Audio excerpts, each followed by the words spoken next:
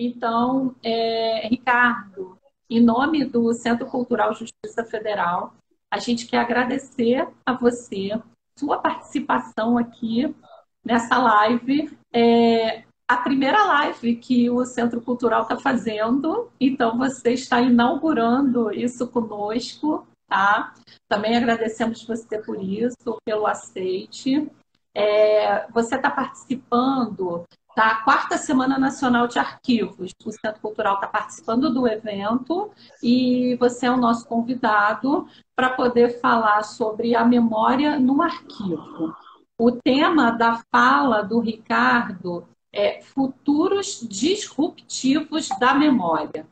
É possível arquivar as informações públicas e privadas na pós-pandemia? O Ricardo Pimenta, ele é pesquisador do Instituto Brasileiro de Informação em Ciência e Tecnologia, o IBICT.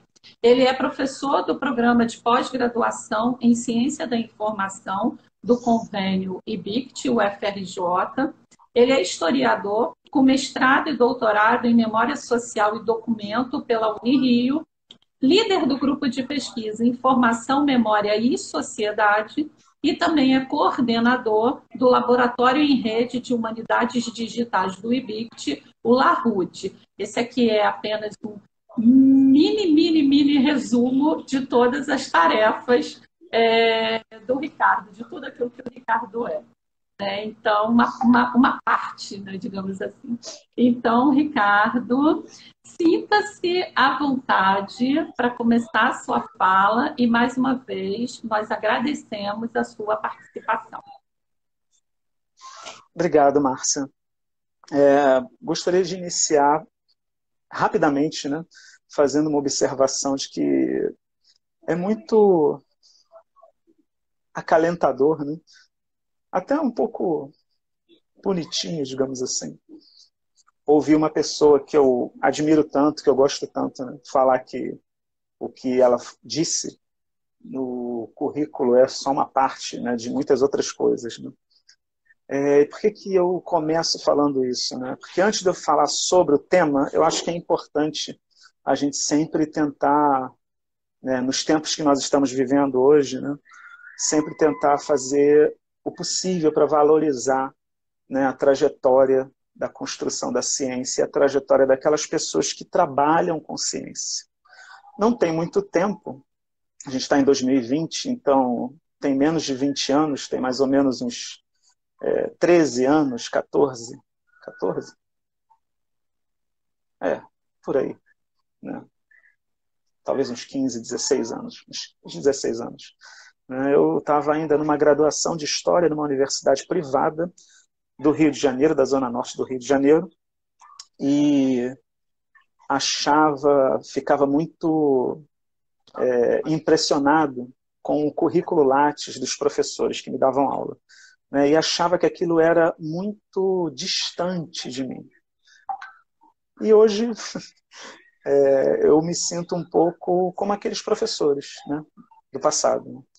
E aí eu fico pensando que esses caminhos eles não são tão distantes assim, né, mas os obstáculos que às vezes o próprio Estado, às vezes o próprio governo, né? Às vezes a própria inequidade social coloca para a gente, faz com que pareça muito distante. Então eu primeiro gostaria de frisar aqui o meu, digamos, a minha saudação às pessoas que trabalham com ciência nesse país, porque trabalhar com ciência nesse país parece que está sendo cada vez mais difícil. Bom, dito isso, qual é a nossa ideia, né, de se falar sobre a perspectiva da memória no arquivo, mas, sobretudo, né, a perspectiva, né, que eu coloco aqui de uma ideia de futuros disruptivos da memória. Né? É discutir um pouco o papel, né, e talvez um pouco também assim, quais possíveis papéis e quais possíveis desafios nós teremos que lidar e teremos que vencer muitos deles, né? Sobre o quanto que nós produzimos de informação nesse, digamos, presente momento, né?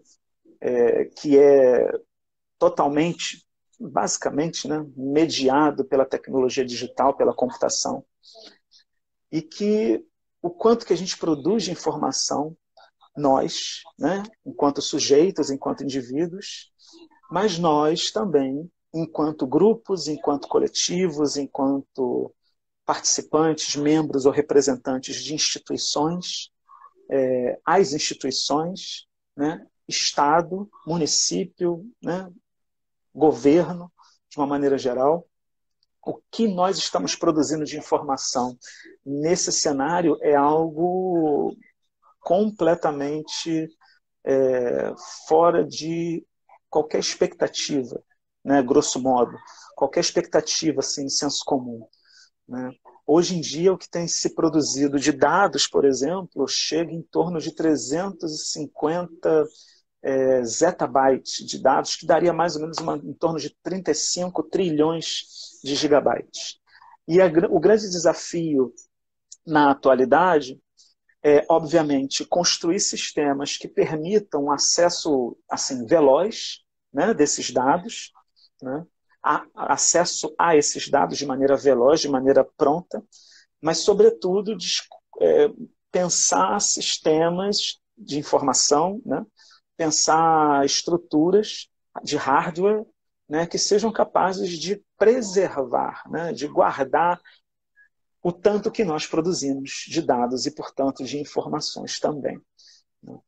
E o que está difícil, na verdade, é pensar nessas estruturas, né? É pensar na possibilidade de se guardar tudo isso, né? Considerando que o que se produz também não está de maneira nenhuma pausado, né? Não está de maneira nenhuma limitado naquele determinado momento. O que está se produzindo, vem se produzindo cada vez mais, basicamente numa escala exponencial de produção de dados no mundo.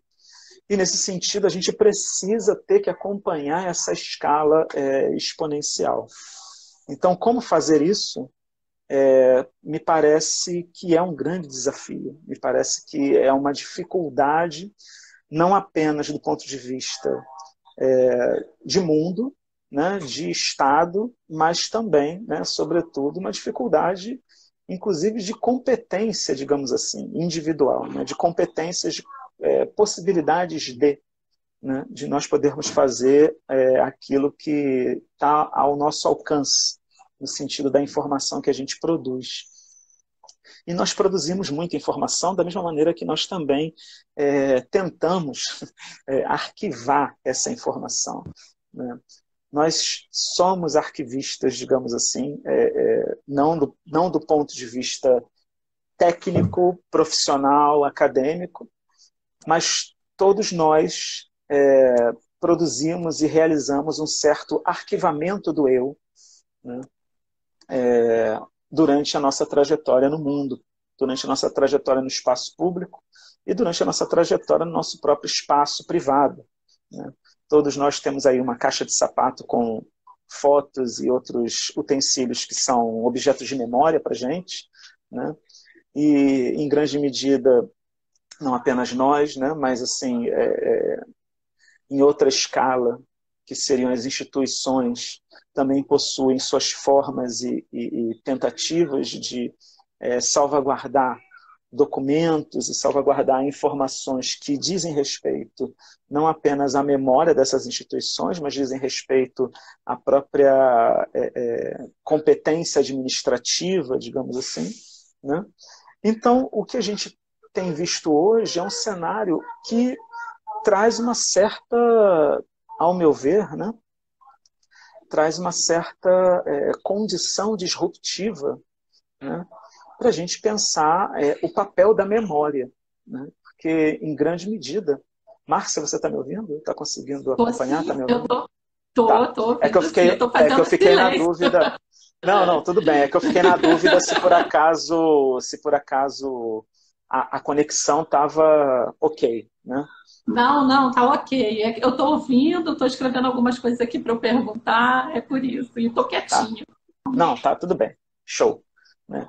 Então sobre essa perspectiva disruptiva da memória, né, como eu estava falando, é disruptiva porque a gente, meio que historicamente, né, o desafio do sujeito informacional, porque eu também não quero aqui ficar reforçando certas categorias como o desafio do homem ou o desafio da mulher, né? Eu acho que hoje em dia a gente tem que ter isso de uma maneira muito mais ampla e numa gradação muito mais inclusiva, né? Mas, assim, o desafio do que seria o sujeito ou o sujeito, né, informacional sempre foi um desafio no sentido da preservação, no sentido de executar, né, de exercitar e de ser capaz de atuar na ação da lembrança, né, da rememoração, de poder acessar e poder, de alguma maneira, tangenciar e ter algum tipo de gerência, né, da reminiscência, era o desafio da memória no sentido da recuperação da informação, da preservação, né, e de garantir a manutenção dessa, digamos, memória transgeracional, né, que seria um termo que o Ian Assman trabalha, de que essa memória transgeracional ela pudesse de fato ser preservada, né, porque efetivamente nós partilhávamos uma cultura marcada pelo aspecto da comunicação, uma cultura comunicativa, e uma cultura que construía suportes para a memória, né? E muitos desses suportes para a memória são suportes também da informação. Isso aí acho que é ponto pacífico, né? O que está em jogo agora é que nós precisamos, ou quisemos de alguma maneira, tanto preservar e tanto guardar e tanto salvaguardar tudo aquilo que produzíamos, que conseguimos, digamos, produzir para além da nossa capacidade de salvaguarda, né? E agora? Né? Não é um desafio que se restringe unicamente ao arquivo público. Né? Na verdade, esse desafio é um desafio do mundo contemporâneo, né? Dessa sociedade hoje que o Lipovetsky, por exemplo, vai falar de uma sociedade da leveza, né? É dessa nossa geração, né? O desafio está posto, e ele está posto porque a gente produziu tanto que talvez seja difícil, inclusive, realizar uma certa curadoria daquilo que deveria ser guardado, daquilo que deveria ser preservado. E, nesse sentido, ganha-se nesse cenário, né, de uma memória disruptiva um outro desafio que até então poderia ser considerado, ainda que de maneira ingênua, poderia ser considerado um desafio que talvez nunca chegasse, né? E esse desafio, ele trata, ao meu ver, de saber esquecer, né? Então, efetivamente realizar o apagamento. A gente consegue, de fato, apagar a informação? A gente consegue, de fato, conseguir, a gente sabe esquecer, né? Eu acho que nesses zettabytes que eu falei, não sei se vocês vão concordar comigo, vocês podem escrever aí, enfim, e concordar ou discordar, né? Eu não sou adepto ao totalitarismo do ponto de vista das opiniões e das discussões, mas o que acontece, né, é que o grande desafio me parece ser um desafio no sentido de ter o controle do apagamento da informação, né? E isso já foi... Pode falar, claro. Você falou que podia te dar uma interrompida, assim, né? Pode. Quando você fala da questão do apagamento, você não acha que está acontecendo alguma coisa do tipo, com toda essa facilidade tecnológica, eu vou falar da foto, especificamente das imagens, da fotografia, né? As pessoas hoje fotografam de uma forma louca, sem controle, porque você pode fotografar, você vai criando e-mail no Gmail, vai guardando lá no Drive, criando esses arquivos ou na nuvem, não importa onde você vai guardar. Você não acha que num determinado momento as próprias pessoas acabam esquecendo aquilo que elas têm? E eu já me peguei algumas vezes assim, eu sou meio tradicional, eu tenho um e-mail e tudo meu tem que caber naqueles 15 giga, mega, sei lá o que que o Drive me permite, e aí de vez em quando eu entro lá e apago. E tem às vezes assim, pasta de foto, aí eu olho para aquilo, aí eu penso, gente, isso está aqui há 5 anos, eu nunca abri, pá, apago. Eu nem abro, Ricardo. Eu sei que não é todo mundo que é assim. Eu tô usando um exemplo muito meu específico.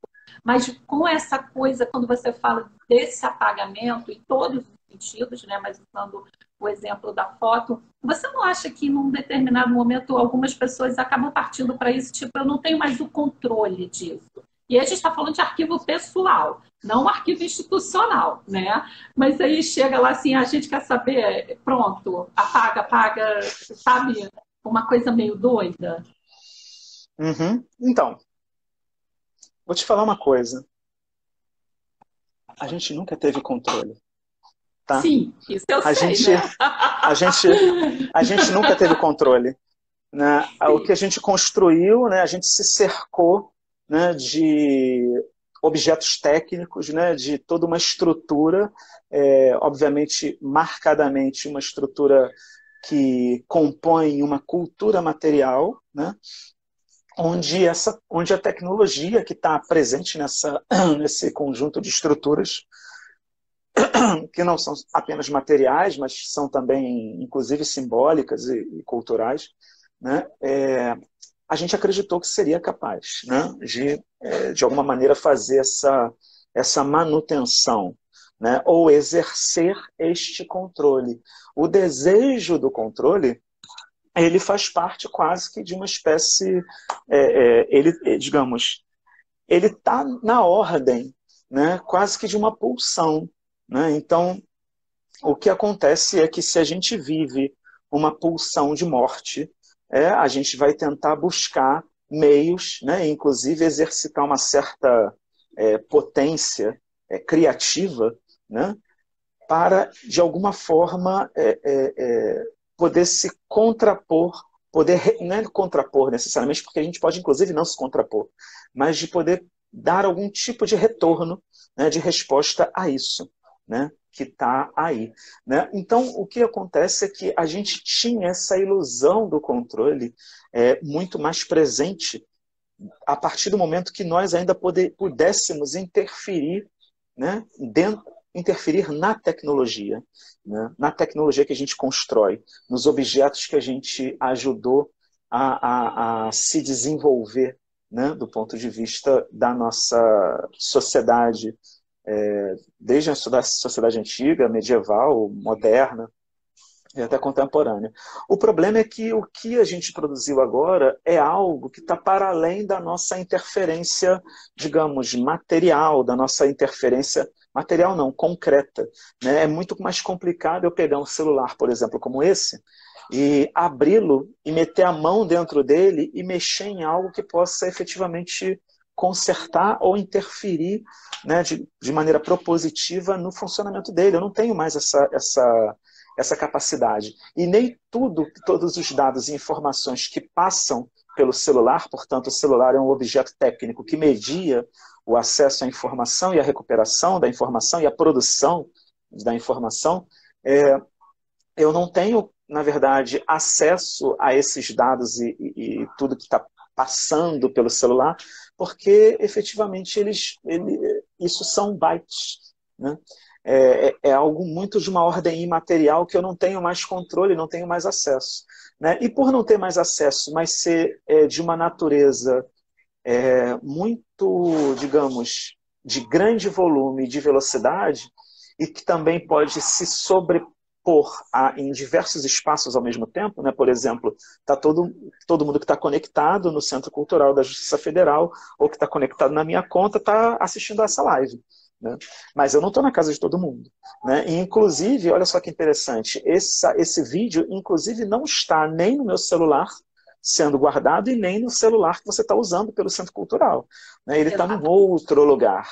Né? E aí a gente tem que saber ter o mínimo de competência, né, em informação e computacional também, para saber resgatar esse conjunto de dados, essas informações, desses objetos mediadores da informação, que são também objetos mediadores da memória. E aí está a nossa questão. Talvez, para o que a gente está produzindo aqui e para o que eu vou salvar de vídeo, a gente produz muito mais dados, né, de maneira compulsória, que nós não sabemos, né, e nós sabemos que estamos produzindo, mas a gente não sabe necessariamente dizer a qualidade e a quantidade de dados que a gente produz e nem para quem, né? Só que esses dados, eles são potenciais para a construção ou para a produção de um conjunto de informações sobre nós. E um conjunto de informações sobre nós que no futuro poderá servir a uma memória tecnológica, uma memória técnica sobre a nossa ação no mundo, no espaço público, né? E mesmo sobre a nossa ação no nosso espaço privado, que para essas corporações ou para quem domina o controle disso, não importa se é privado, o nosso espaço privado também se torna em grande medida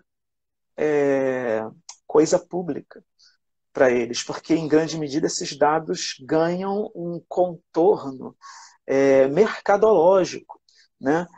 Há uma reificação desses dados, uma reificação da nossa própria imagem que se torna produto, né? Seja um produto onde é vendido, né? Eu posso participar de um tipo de curso online de uma instituição que eles vão botar um preço nesse curso, ou que ganha um certo valor, né?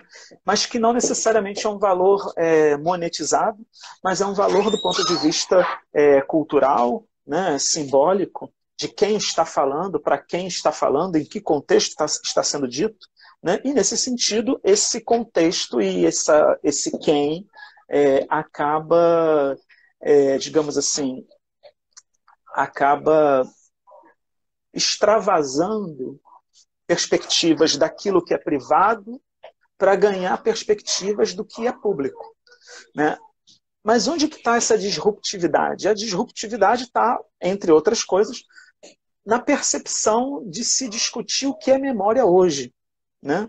E de se discutir quais são os novos desafios da memória, do campo dos estudos da memória. O campo dos estudos da memória hoje, eu acho que deveria olhar muito mais para o desafio do apagamento da informação, né?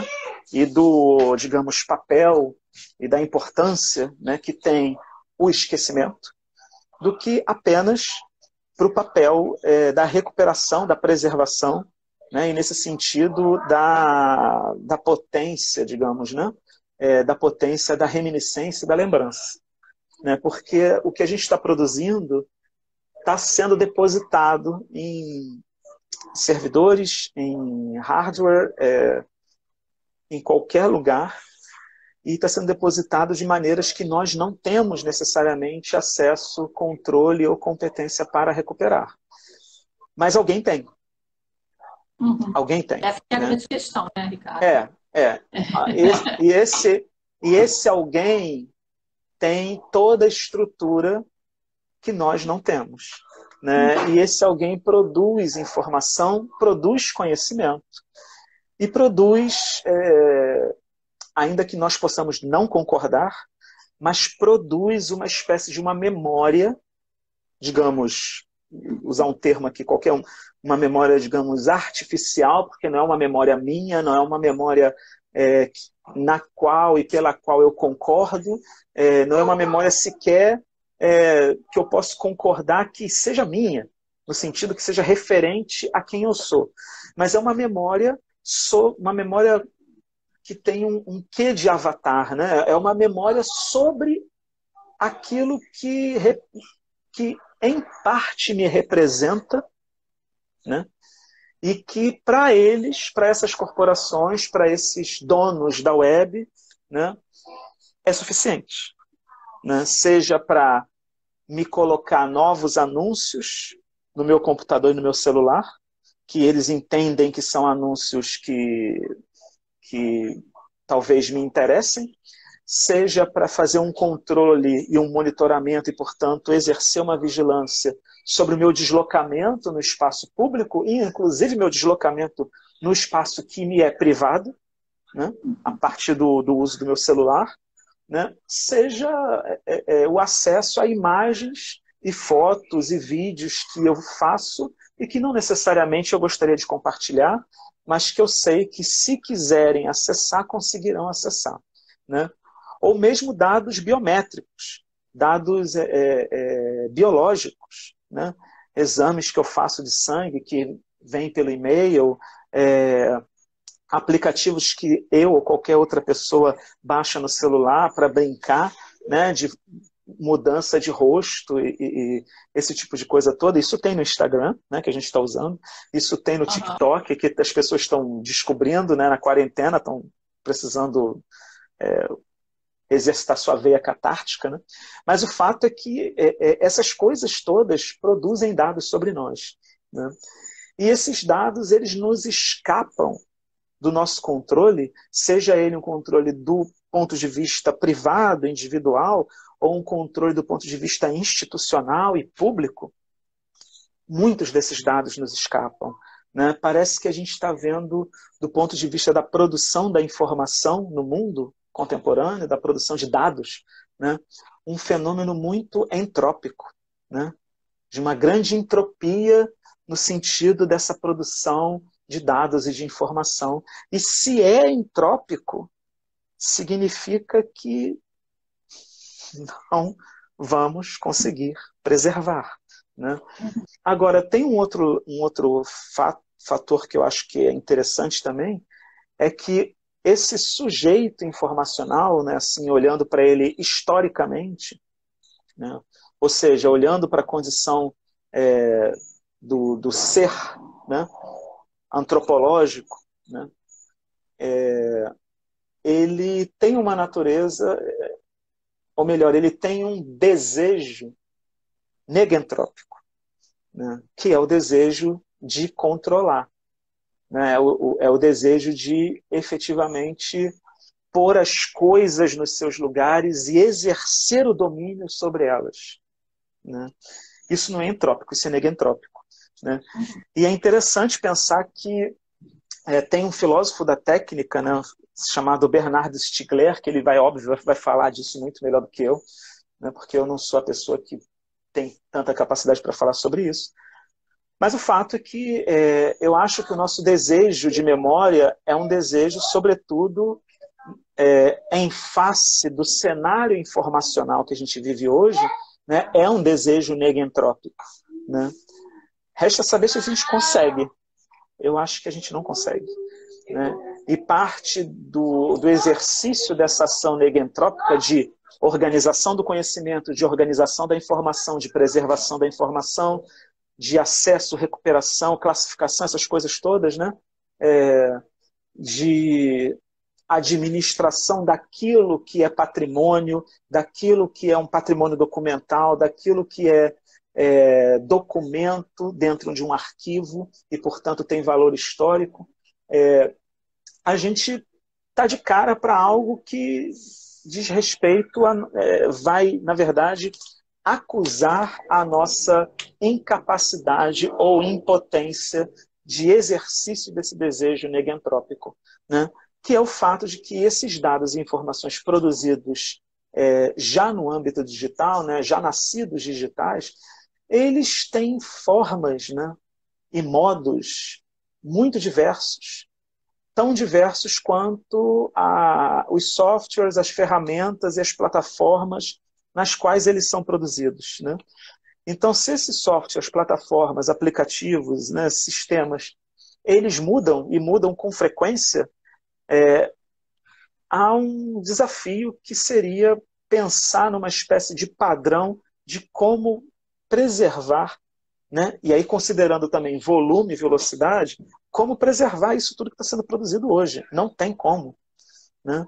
E não tem como porque um dos fatores necessários para essa preservação é o exercício da negação, né? O exercício da negação do todo, o exercício do apagamento, da seleção daquilo que deve ou não deve ser preservado, né? E esse exercício de seleção é um exercício do uso do esquecimento, né? Não tem memória sem esquecimento. As pessoas confundem, tratam o termo memória como se fosse sinônimo de lembrança, e não é. Memória é o resultado desse jogo, né? Dessa dietética entre lembrança e esquecimento, entre recuperação e apagamento. Né? Se não existe isso, não existe memória. Né? E eu acho que, eu falei do desafio, que era o desafio do homem moderno, que era o desafio da nossa sociedade, historicamente, que sempre foi, que era o desafio da memória, no sentido da lembrança, né, da preservação, né, para poder ter uma memória transgeracional. Eu acho que hoje o grande desafio é o desafio de saber dizer não àquilo que é produzido e àquilo que se acumula à nossa frente. Inclusive porque muitas vezes nós não detemos nós não detemos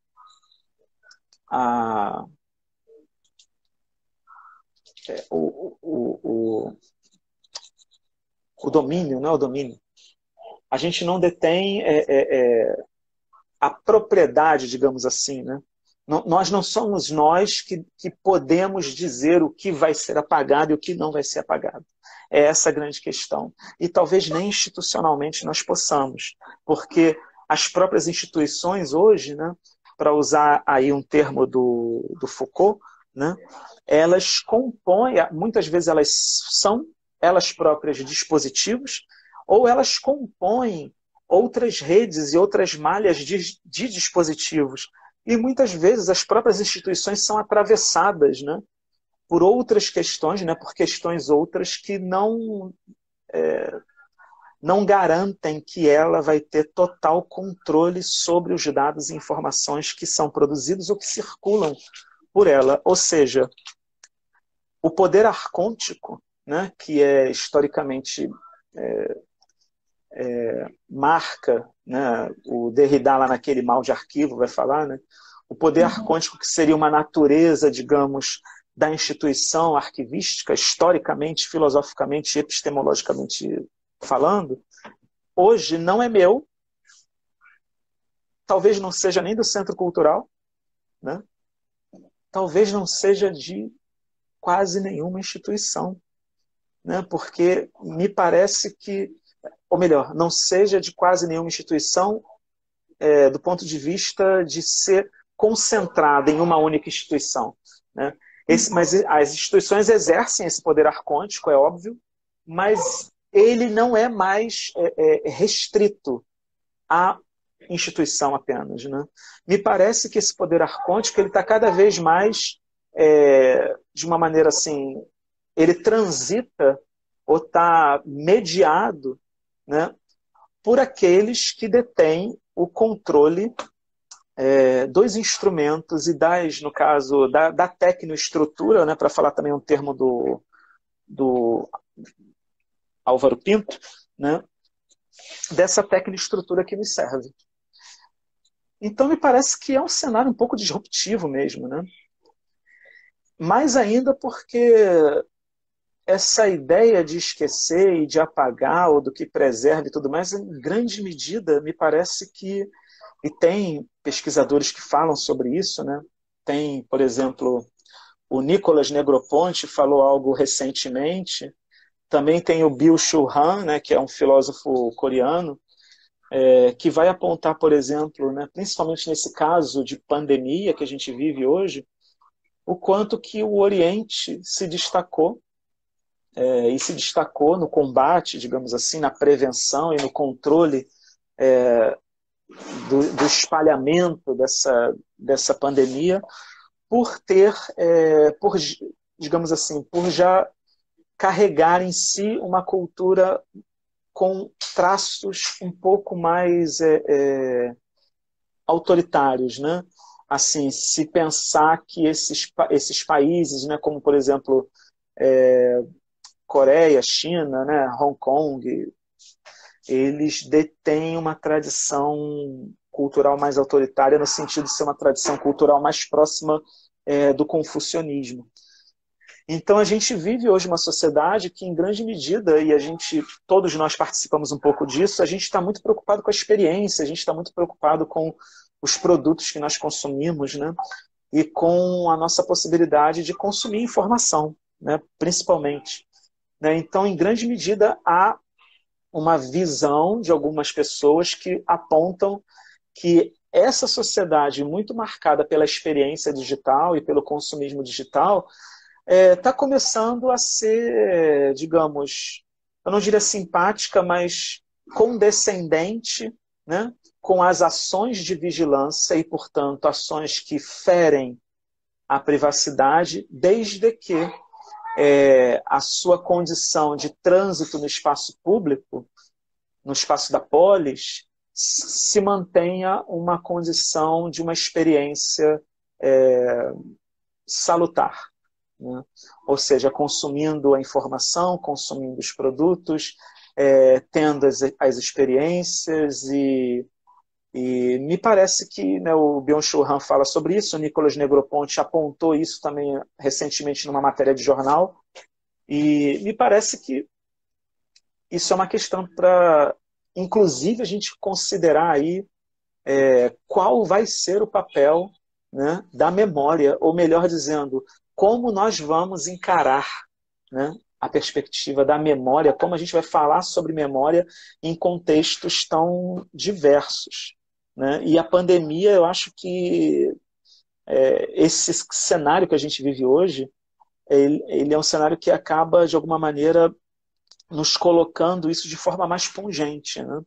Porque a gente está quarentenado, a gente está no isolamento social, a gente está em casa e a gente vai, de alguma maneira, criar um simulacro, né, do relacionamento social, das relações sociais, para tentar vencer um pouco o mal que esse isolamento concreto nos passa. Né? E essas formas, esses simulacros, essas ações, elas obviamente estão aí, né, no espaço da web, produzindo mais e mais dados, né, e informações e registros, e, portanto, se são registros também, documentos, né, sobre o que a gente está fazendo da nossa vida, né, enquanto esperamos que a pandemia chegue a um fim. Né? Você ia falar algo, Márcia? Eu estou tentando ver aqui, tem a questão do tempo, eu ia te né? fazer a pergunta, eu ia te fazer a pergunta que a Marcela, que escreveu aqui, a Marcela Albaine, como Sim. pensar as políticas de cancelamento que buscam apagar as pessoas? Qual é o impacto disso na memória social? Então, eu acho que essas políticas de cancelamento, elas, enfim, são nomes, né, diferentes, né? Mas as pessoas sempre buscaram cancelar as suas antagonistas, né? Ou aquilo que determinadas pessoas discursavam, né, colocavam, e numa espécie de disputa de narrativas, né, quem podia buscava cancelar o outro. Né? Então, assim, existem milhões de maneiras da gente pensar que o cancelamento sempre esteve aí. Né? Até mesmo a perseguição de mulheres ou homens que eram vistos como hereges, o cancelamento no sentido de que numa sociedade, digamos, muito calcada, né, muito marcada pela misoginia, mulheres não poderiam ter determinadas opiniões, e principalmente em determinados lugares, ou seja, lugares públicos. E se elas as tivessem, né, elas seriam possivelmente vítimas de N formas de violência, né, da física à simbólica, né? E uma violência simbólica também pode ser uma espécie de cancelamento. Mas o cancelamento do que a Marcela está falando, eu fico pensando sobre essa memória social, né? E aí a gente chega num ponto muito importante, eu acho. Que bom que ela falou isso, porque me ajudou a lembrar e recuperar uma coisa que eu queria falar. Né? A gente hoje percebe, né, que a gente, no espaço digital, a gente presencia todo dia um campo de batalha, né? Um campo de batalha de disputas, né, narrativas. Quem vence essas narrativas, ainda que de maneira temporária, se a gente puder dizer assim, né, constrói para si e para aqueles que estão seguindo perspectivas, às vezes, muito distorcidas da ideia de verdade. Isso me preocupa, porque esses registros todos que se produzem no espaço de mediação digital são registros que não necessariamente são apagados. Então, numa pesquisa futura, a gente vai ter que ter a temperança, né, de olhar tantos dados e informações que falam sobre algo plausível e tantos dados e informações que falam sobre coisas da ordem do surreal, né? E pior é pensar que no futuro, olhando para trás, a gente vai se colocar o questionamento de como que coisas e narrativas e discursos tão surreais ganharam tanto desdobramento no espaço público e tiveram a capacidade de cancelar porta-vozes de outros discursos que poderiam ser vistos como minimamente plausíveis. Isso é um grande problema do ponto de vista da memória social, né? De um ponto de vista daqueles que vão ter que estudar, por exemplo, aquilo que está acontecendo no nosso país hoje, daqui a alguns anos. É caótico, é disruptivo, é muito entrópico, né?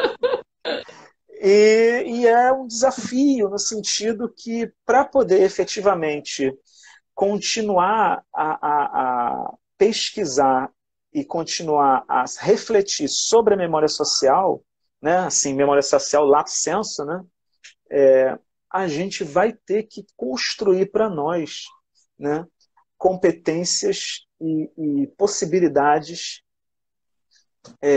de minimamente, né, tangenciar, de minimamente ter algum tipo de, não diria de total domínio, né, mas algum tipo de domínio, de familiaridade, melhor dizendo, das tecnologias digitais. Porque se nós não as tivermos, nós não acessaremos, né? E essa política de cancelamento, né, digamos assim, de personagens, indivíduos, intelectuais públicos e influencers e pessoas que estão na rede, imprensa, é um grande problema, ao meu ver, né? E é um grande desafio, né? Por esses motivos mesmo que eu coloquei.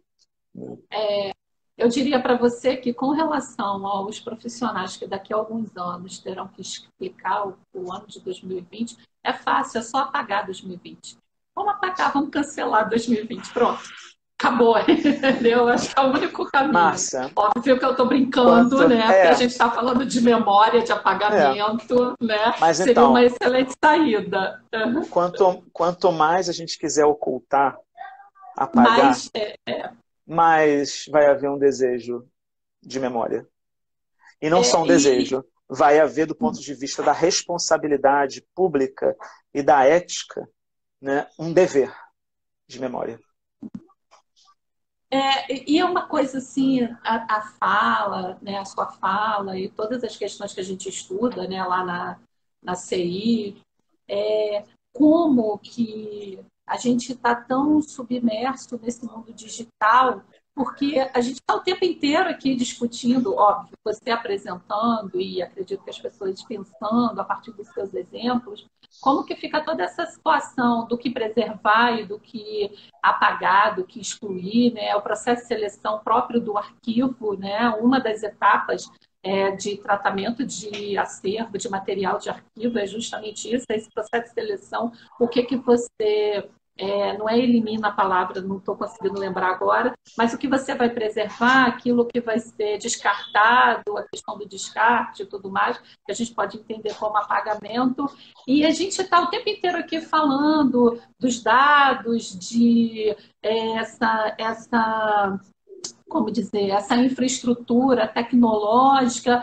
E a gente está falando o tempo inteiro no digital. É como se o físico, de algum modo, ele já não fosse nem mais problema, a gente não estivesse nem mais preocupado com isso. Não sei se você está entendendo como que eu estou colocando, mas é como se fosse assim, parece, é uma sensação de que agora a questão do arquivo é como trabalhar documento digital, como trabalhar tudo no digital, e o físico eu faço o quê, né, com esse acervo? Eu já ouvi gente falando em evento, digitaliza tudo e taca fogo, joga fora, parece loucura, parece que fala de leigo, mas não é, é de gente que eu poderia considerar não séria, mas que alguns até podem considerar séria, né? Ou também o contrário, em eventos, e até em evento com você, eu já vi gente falando, não, mas agora a gente não tem mais problema, a gente pode arquivar tudo, porque não temos Não, mais problema de espaço, e a gente olhando para não, a aquela gente cara tem assim, como problema. assim arquivar tudo? A gente tem problema de espaço, meu Deus. Não, Muito, não, a gente tem muito problema de espaço, entendeu? Mas as pessoas não têm essa percepção, entendeu? é porque a tecnologia, ela seduz, né? Assim, a tecnologia parece ser uma solução que seduz, né? E que, de novo, faz a gente sonhar com esse desejo de controle que é natural, né? Eu acho que a gente tem uma questão aí de figura e fundo, né? Então, assim, é um jogo de figura e fundo. O que é figura e o que é fundo? Então, a questão do documento em papel, documento material, né? Ou então peças museais, né? Uma série de coisas que podem, inclusive, estar no arquivo, né? Seja ele público ou privado, ainda é importantíssimo e ainda é uma questão, né? O problema é que como essa discussão toda sobre o aspecto do digital e da informação nascida digital, da transformação digital, da digitização, né? Porque tem a digitalização, né? Que a gente digitaliza aqueles documentos, e tem a digitização que faria parte já de um processo de, digamos, de transformação digital, de construir e produzir sistemas, né, onde a informação ela já é digitalizada, ela já é digital. Né? Digital, já nasce. Já nasce digital. E aí tem vários problemas, né? Porque conforme a gente avança nessa digitização, você tem pessoas que acham que ela é uma solução. E, portanto, se ela é uma solução, e nós temos problema, inclusive, de espaço, e porque esses documentos em papel eles vão, né, acabar mesmo, a pessoa tem uma ideia muito distorcida de que a informação digital ela não acaba, ela acaba também, né? Ela pensa assim, então vamos colocar tudo para o digital e vamos destruir os documentos, que foi inclusive um projeto de lei, né? Obtuso, que foi colocado no Brasil e que, na verdade, só mostra o despreparo, né, das pessoas que estão, enfim, à frente de determinadas instituições e que estão no campo legislativo também produzindo esse tipo de legislação ridícula, né, que acha que a documentação ela pode ser toda digitalizada. E aí a gente pode destruir essa documentação. Isso é um absurdo. Né? Isso é um absurdo porque, como eu disse, o resultado ele não está aí. Né? Significa que a gente está se rendendo a uma espécie de simulacro que amanhã, se houver um problema e a gente perder esses dados, ou se esses dados forem roubados, né, a gente não tem mais nenhuma referência. E discutir isso é discutir o papel do documento em suporte papel e tudo mais, e que é uma discussão extremamente atual, né, que os arquivos têm que colocar à mesa e que têm que lutar para não, digamos, serem vencidos quase que por uma espécie de lobby, né, mercadológico, de mercado, de serviços de digitalização. Né? Eu acho que a gente não pode ser vencido nessa situação. Por outro lado, o que acontece é que você tem todo um barateamento desses sistemas. Né? Tem o Victor Meyer Schonberger, num livro chamado Delete, que vai falar sobre essa trajetória, que faz sentido, né? Hoje em dia um HD é muito mais barato do que era 15 anos atrás. E se isso vai barateando, vai se pensando que talvez a melhor solução seja digitalizar tudo. Mas não pode ser, né? Porque ao digitalizar tudo, é muito mais fácil exercer, digamos, o crime de queima de arquivo, inclusive, né? Porque é só apagar, é só apertar uma tecla, é só colocar um vírus, é só fazer... E, inclusive, não precisa nem ir ao local para cometer o crime, né? Você pode fazer isso de maneira remota.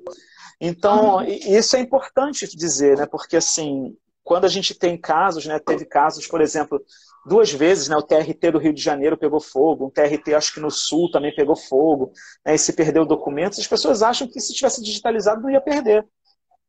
Se tivesse digitalizado, talvez não perdesse. Isso se a pessoa não pensasse só em digitalizar, mas pensasse numa estrutura em rede de servidores, né, de todo um processo aí que muitas vezes nem se pensa nisso, né?